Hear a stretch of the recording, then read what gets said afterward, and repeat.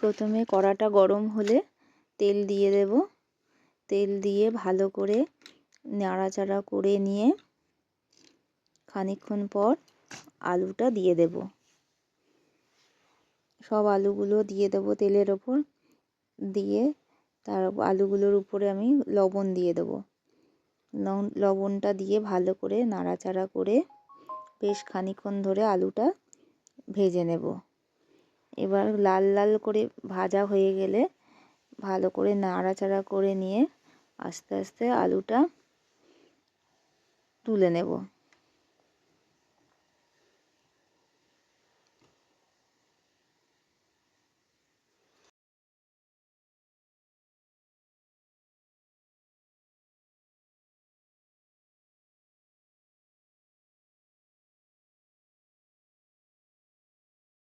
এবার খানিকটা তেল আর একটু দিয়ে দেবো কড়াতে। তেলটা দিয়ে তার উপর গোটা কিছুটা গরম মশলা দিয়ে দেব। গরম মশলাটা দিয়ে তার উপর খানিকটা গোটা জিরেও দিয়ে দেব। জিরেটা দিয়ে ভালো করে নেড়ে চেড়ে ভেজে নেব। খানিকক্ষণ ভালো করে ভাজা ভাজা হয়ে গেলে এবার আমি তেলের ওপরে ধোয়া মাংসটা দিয়ে দেব। মাংসটা দিয়ে ভালো করে বেশ খানিকক্ষণ নাড়াচাড়া করে নেব।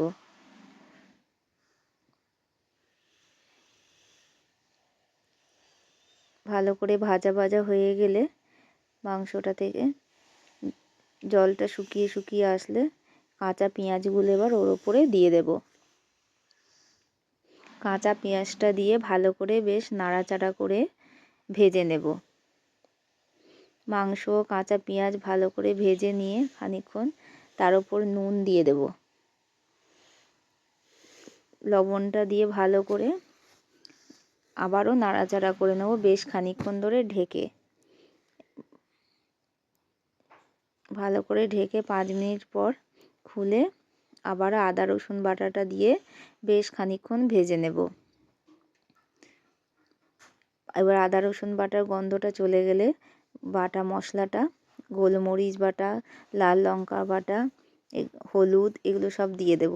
দিয়ে যেহেতু বাটা মশলায় করছি ভালো করে নাড়াচাড়া করে ভেজে নেব। বেশ খানিকক্ষণ কষে কষে তারপরে আবারও ঢেকে দেব। মশলা বাটা জলটা দিয়ে ভালো করে নাড়াচাড়া করে মাংসটাকে ভালো করে কষিয়ে নেব। বেশ খানিকক্ষণ ভালো করে কষিয়ে নিয়ে আবারও আমি ঢাকা দিয়ে দেব। বেশ খানিকক্ষণ ঢাকা দেওয়ার পর 5 মিনিট পর খুলে আবারও আমি মাংসটা ভালো করে কষিয়ে নেব। বেশ খানিকক্ষণ কষিয়ে নেওয়ার পর এবার আমি মাংসর উপরে ধনেপাতাটা দিয়ে ভালো করে ধুয়ে দিয়ে দেব। ধনেপাতাটা দিয়ে আবারও বেশ খানিকক্ষণ কষিয়ে নেব। ভালো করে কষিয়ে কষিয়ে নিয়ে তারপরে আলুটা আমি ভাজা আলুটা মাংসের উপরে দিয়ে দেবো। দিয়ে আবারও ভালো করে বেশ খানিকক্ষণ ধরে মাংসটা কষিয়ে নেব। ভালো করে কষিয়ে কষিয়ে নিয়ে আবারও আমি মাংসটা ঢেকে দেব।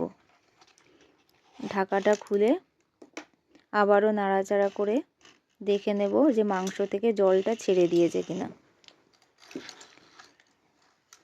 মাংস থেকে জল ছেড়ে দিলে ভালো করে কষানো হয়ে গেলে এবার অন্য জায়গায় আমি গরম জলটা করে রেখেছিলাম সেই গরম জলটা মাংসের ওপরে দিয়ে দেব।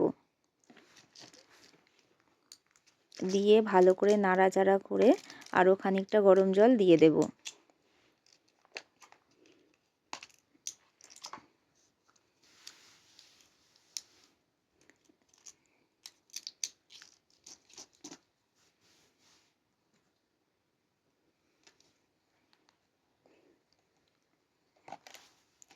আবারও ভালো করে একবার ভালো করে নাড়াচাড়া করে মাংসটা ঢাকা দিয়ে সিদ্ধ হয়ে গেলে মাংসটা আমি নামিয়ে নেব।